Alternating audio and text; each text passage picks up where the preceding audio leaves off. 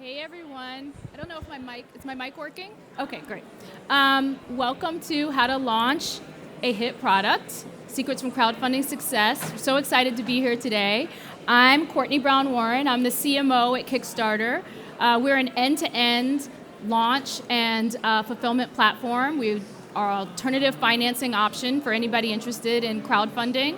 And we're here with two successful Kickstarter creators who've turned their bold ideas into successful businesses, each starting on Kickstarter. Welcome, both of you. Hello. Hi. First up, we have Eniye Okah and we have Andrew Flynn. Eniye has launched Beame, which is a beauty product. I'd love to hear more about your product, how you got started. Give us a little bit of product background. Hi everyone, my name is Eniye. I'm the founder of Beame. Beame is a sun care brand. We really focus on creating really fun, innovative sun care that gets you to reapply in a really fun way. I launched my Kickstarter last year because I went through severe stress on my skin. I didn't realize when your skin is stressed, it's more vulnerable to sun damage. So we created a stress-reducing SPF mist that's really easy to reapply on the go. Great. Andrew, tell us a little bit about Potr. Sure thing. Hi everyone, I'm Andrew Flynn, founder and designer of Potr.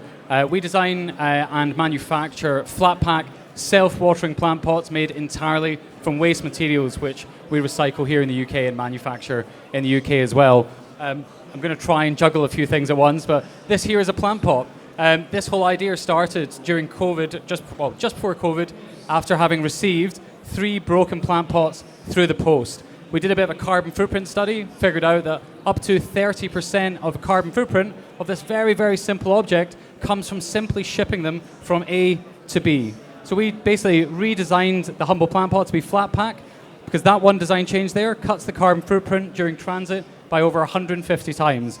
I was also really useless at keeping my plants alive, so the design of the product here, once it's assembled, actually self-waters your plant for up to 2 weeks. So we were trying to tackle 2 things. One was keeping plants alive, and the second was actually basically trying to make global supply chain of botanical products much, much more sustainable. So that's how it started. I love that. As a plant mom and a plant lover, anything that's self-watering is a win. Courtney, you need one. You need one. Yeah. And I am also a beauty lover. I started off my career working in beauty, so I love what you're doing with Beame. So give us a little bit of background in terms of your Kickstarter journey. What's your why? Like, was it about testing market fit? Was it about building community? Or was it just about, I need the money, and I want to retain equity in my product, and I don't want to give it to anyone else? So what was your Kickstarter or your crowdfunding path? Do you want to start, Eniye? Yeah, of course. So first of all, I didn't have any money, so I needed a way to bring some heavy cash flow into my beauty products. Just for context, one of my SPF testing is $4,000, so I needed that money even just for manufacturing and everything. And I also wanted to see who was actually going to buy my product. I really wanted to test the market. I do see a lot of people create beauty brands with no sort of purpose, and I really wanted to make sure I was creating a purposeful brand that was actually needed and people would want to buy it. I didn't want to launch to like a ghost town, basically. So that's why I did choose Kickstarter to start with in general. Just as a quick follow-up, did you find that the community,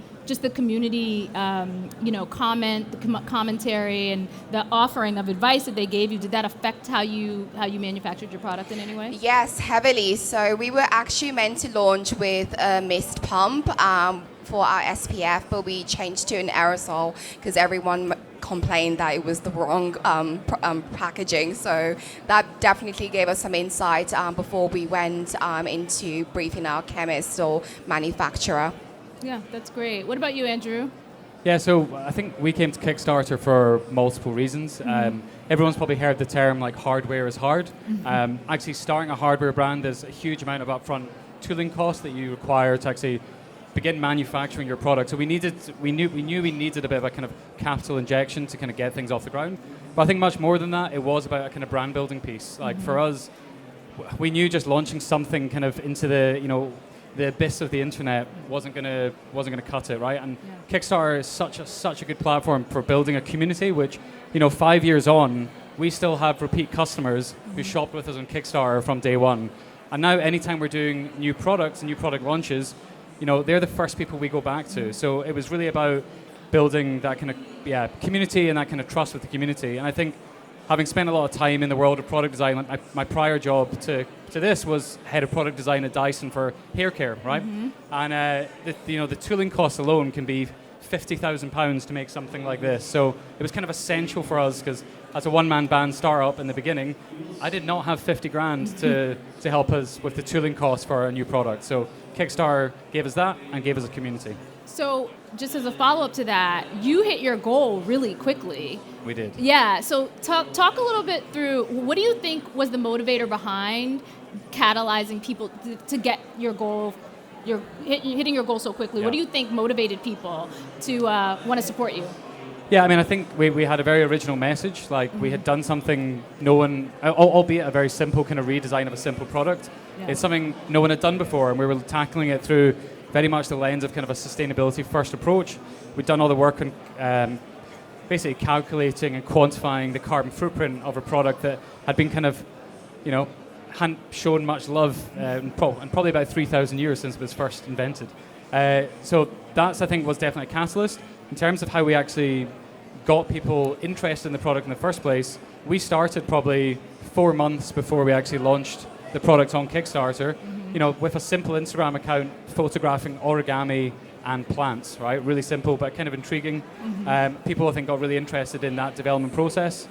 And we were like super open actually with sharing the product development process, which some people can spend 5 years shied away, like hidden in their bedroom, designing something, thinking that it's going to be an incredible product, to launch it, to discover nobody likes it. Yeah. So we bought people in really early, I think. Yeah, I love that, because I think sometimes creative people can have this idea of perfection. Let's get it to perfection. Yeah. I think the thing that Kickstarter, and this is not because I work here, but I do think the thing that Kickstarter offers, which is a unique value to folks, is you can test and learn, and you can kind of, ideate out loud and get community feedback, which is so special, especially nowadays where maybe you don't always have that in real life experience with people. So you've got people all over the world giving you their feedback. But now, because you hit your goal really fast, I'm just going to stay on you 1 second on this. Because you hit your goal so fast, I think you 4x'd your goal.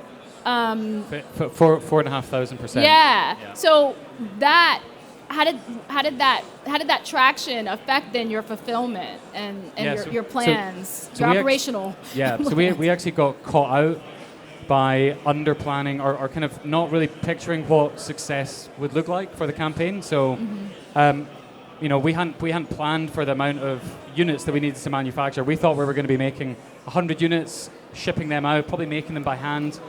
So we'd not planned very well for large scale production. So we actually we had to hire a team of 10 people, friends and family in the beginning, which lived in my apartment for 3 weeks. And yeah, it was, I call it type 2 fun, the kind of fun that you look back on and think, that was great, but at the time, it wasn't fun at all. No, I'm sure. But yeah, we had to just kind of get our hands dirty and get it out of the door. But yeah, doing it again, planning for what different levels of success look like is definitely key for a Kickstarter, because you can go viral, so to speak, and it can work out really well. Right. And you spoke a little bit to changing your pump. What other type of backer advice did you get? I mean, just in looking at your project page, it's beautiful. It looks like you really come from a design first aesthetic, background. The aesthetic is so it just draws you in. Was your goal really about drawing people in from, a content perspective to get them, thinking about beauty and virality of beauty and how people might be drawn into the uniqueness of your product through the actual design of the page? Was it about the content? Was it about the conversion? Was it just about the community? Or was it all of that? Yeah, I would say Beame has a very strong branding, and I really wanted to build. That was kind of the most important part for me. My background is in buying, so I used to be a buyer at a few retailers, and I really wanted to create a brand that people would be drawn into wherever they looked online, on shelf. So that kind of is what I really wanted to bring to our Kickstarter page and bring that to life. I would say that was at the forefront of everything. Great. So, in terms of the feedback that you both received, how did it shape or refine how you then launched your brand ultimately? Now, I think both of you are direct to consumer. Am I right? Bit. Are you in stores as well outside of? Bit of both, yeah. Okay, both. perfect. And so how did that affect your manufacturing? Were there changes that you made outside of that, like when you got further down the line, because of some of the feedback that you got? Yeah, it's a great question. So I think what you launch on Kickstarter, I would definitely refer to as like your beta product. Yeah. And this looks nothing like what we launched on Kickstarter, is what I'd say.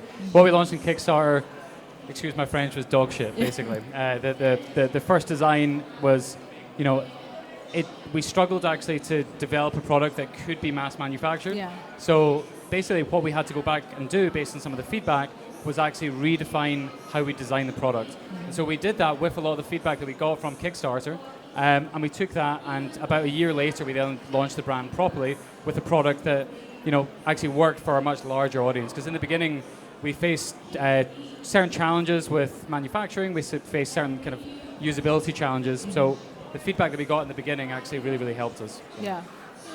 And anything that you've changed now further down the line, now that you're selling? So we actually didn't change anything further down the line. So we did like an extra step before we launched on Kickstarter. We actually sampled our products to a subscription box, and we got loads of feedback on there before we even went on Kickstarter. So the product that you see on there, the product that I talk about is basically consumer proofed by everyone that we launched with on Kickstarter. So we didn't actually make any further changes to anything I love from that. Yeah, it sounds like you really did a lot of the testing and learning early so that you launched with something that was pretty ready. 100%. Yeah.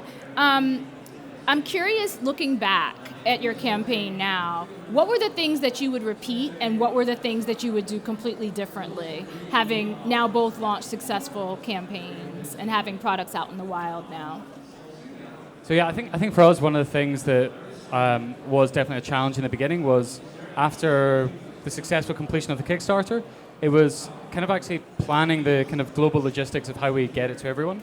I think we probably slightly underestimated the varying kind of postage costs that I think is a very common kind of pitfall on Kickstarter.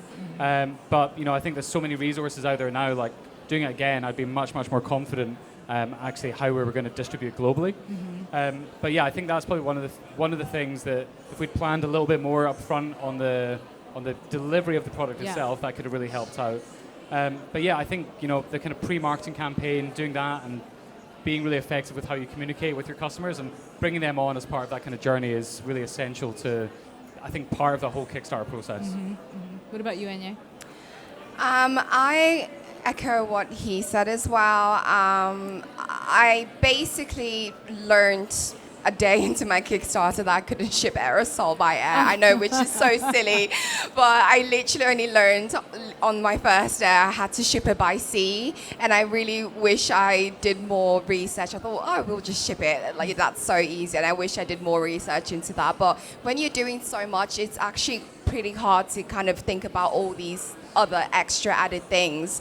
And I think one thing I would heavily repeat on doing again is doing like a reservation. So I did a launch, there's this book called Launch Boom, which helps you launch your Kickstarter.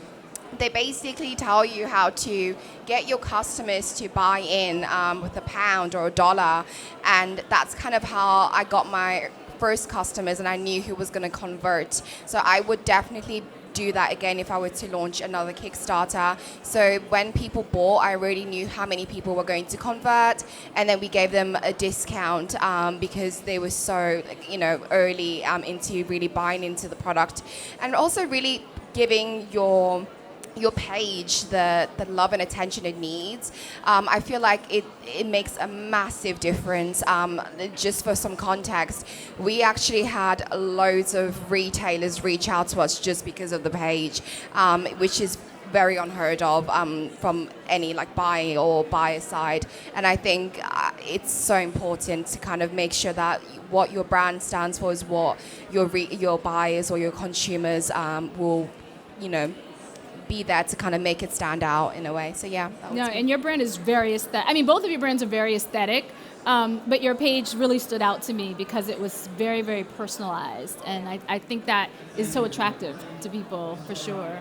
For sure. Anything else, Andrew? Just to add that, I think being really honest with your challenges up front as well. Like, you're obviously not the finished article when you first launch a new brand or a new product. And I think people really respect the kind of authenticity with that. So I think making that clear and saying, hey guys, this is what we've done. We've got this amazing idea. We hope you like it, but these are the challenges, and we want actually to get you involved to help us actually overcome those challenges. I think positioning in that way is and kind of I think that's the way to do it. That's what we found worked really, really well on Kickstarter. And people like to support those kind of projects. Oh yeah, because openness, they feel the authenticity. It shines through, so you don't feel like you're helping to build it with you. You're building out loud, as I like to say. A birdie told me that you may have some more campaigns down the road. Is that true? And what would that look like for you? That is definitely true. Yeah. Okay. We've got so this is 5 years on now from our first launch, and next year we're actually coming back to Kickstarter with 2 Kickstarter projects within a 12-month period. So one in Q1 next year and one in kind of more like Q4. And I think that kind of speaks to like Kickstarter not just as an initial launch platform, but I think somewhere where you can continue to build a brand and a community. Because as I said, we still keep in touch with those 1,500 backers from 5 years ago. And we want to give them the kind of, they're actually some of them are actually helping us develop the product right now. So we are beta testing with some of our new designs, testing functionality, testing prototypes. So again, we're kind of bringing them on the journey from day one, or day minus whatever, 100. Right. And it's a great platform for bringing the product to market, but as I said, building that community as well. So next year is going to be a big one for Potr. Yeah. I've found that just, anecdotally, folks like yourselves will say that the backer community has a sense of FOMO. They don't want to miss out on things, and they like that early feeling of getting something new. And so I would suppose that that's why the backers, are coming back and staying in the mix with you, because they want to get that thing before everybody else has it. Yeah. I can imagine, yeah. Especially beauty folks. They always want to know what's happening first, right? Yeah. So when you think about, scaling, and you said some things have changed, and this is not the pot that you had. You had some changes that you made as well, Eniye. What do you see on the horizon for your businesses? How do you feel? Are you scaling into more products? Are you just continuing to refine and grow the product lines that you have existing? Eniye, start with you. Yes, I would say throughout all of this, I've learned that I will not be making any more SPF products except my mist.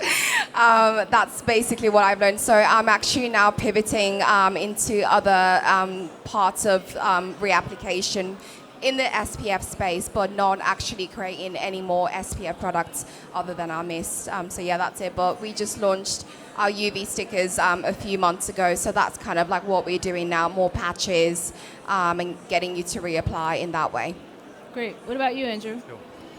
So we kind of, you made a comment earlier about D2C versus B2B, so we quite quickly, initially we were all D2C, and within about a year after launch, we'd switched about 80% of our revenue was coming from B2B. So retailers, because the product is flat pack, export became a massive opportunity for us. So we now operate in Japan, US, Europe, and next week we launch in South Korea actually as well, which is cool.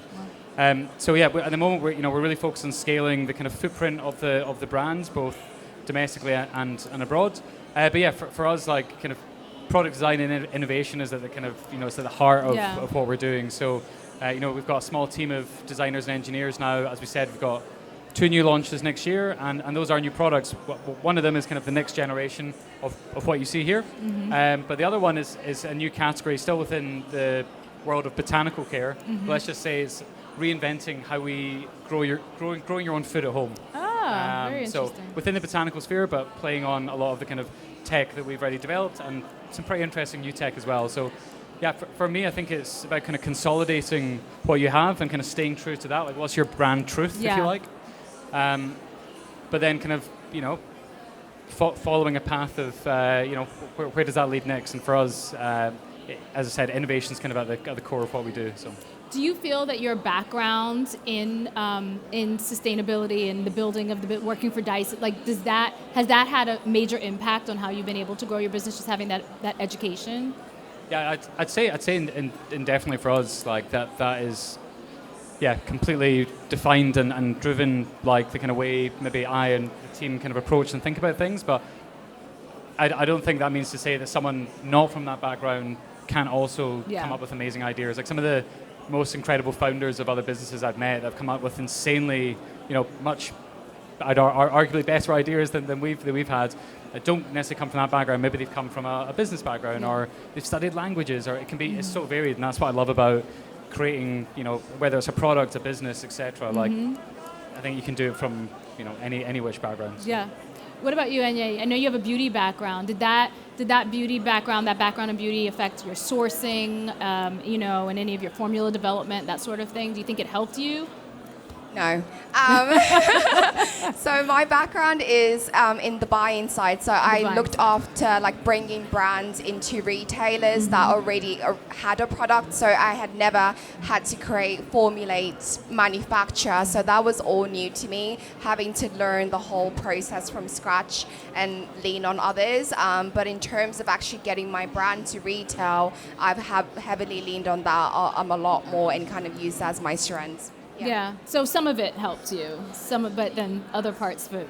Yes, once the product had finished. But does it? I'm curious. Like having a network in the beauty space, does that help open doors? To an extent. I think it depends what part of beauty, because beauty, you stretches out to marketing, PR. So it does in different aspects. But I would say building my own network has massively shaped it. And I would say my Kickstarter helped me create that and build that network from everyone just wanting to follow my journey. Yeah. That's that. I mean, I do think that's what I think some people don't think about crowdfunding as. It's really a marketing tool in a lot of ways. It's a pre-sale. As you said, it's building out loud, Andrew, and it creates this hype for your product before you go out directly to the consumer. Yeah, I think as well, like when we launched on Kickstarter, like there are a lot of other, like say online blogs, news channels, etc., that have their eyes kind of laser focused on Kickstarter for the next big idea, right?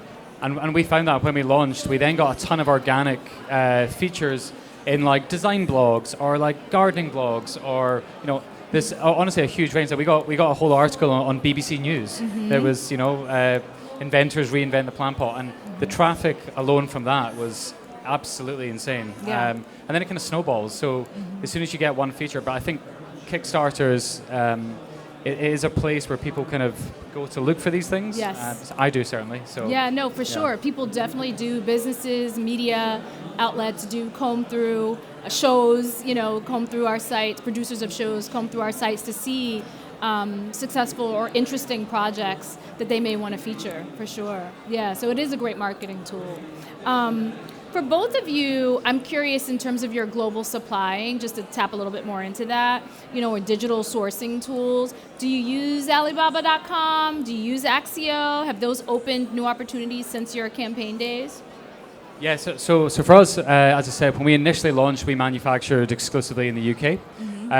But then when we opened up Japan as a market, even though our products are flat pack, we felt actually, and just because of the scale of the operations we were doing there, it would make sense to manufacture closer to Japan. So we actually, we reached out to Alibaba. We used their online kind of sourcing platform extensively, actually, to basically go through the process of setting up. We had the experience of doing it in the UK, but I actually do not know how we would have done it without Alibaba. And I know we're at an Alibaba event, but that's fallen. But it was massively helpful in terms of. Critical in terms of how we actually got that supply chain set up in the first place. So now we have two supply chains, one here and then one in Asia, and that supplies both Japan and South Korea as well. And it's amazing. There's such good support you can get online, like the instant chat function on the sourcing app. That's is incredible. Yeah. What about you, Eniye? Yes, I would say for our packaging and all the new MPD and new products we've been working on. So one of my manufacturers I found on Alibaba, and it's actually been super helpful because once the product is done, they actually help me ship the products directly to our Amazon in the US, which is super handy. So I'm kind of like cutting costs on that element of having to send it to the UK, then back and forth. So that's been what I've been using it really for in terms of expanding into other markets. That's great. So as we're about to close out, I just want to get like a little bit of a quick hit from both of you. What is the one piece of advice that you would give anybody, creator, existing business, whomever, who's going to launch on crowdfunding? Like if they were to start their crowdfunding campaign today, what's the one major piece of advice you would give them? Or it can be more than one, but yeah. Yeah, I'll Eniye, go. what do you? A few. So I would make sure you hire someone who's really good at like design or branding if you can't do it, and really good at storytelling. If you don't know how to do that, I would make sure you get someone to do that. I would say that's kind of like one piece of my advice. Build a massive waiting list. I knew how many people were going to convert, and I wouldn't have known that without my waiting list. So keep building it, and really take your time to build your crowdfunding. I started my crowdfunding, planning it in January, and I only launched it in September. So it took months of talking to other crowdfunding people who've launched, and I would say just do your research on the platform. There's loads of resources on Kickstarter, which I used a lot. Mm-hmm. I was there reading something every day.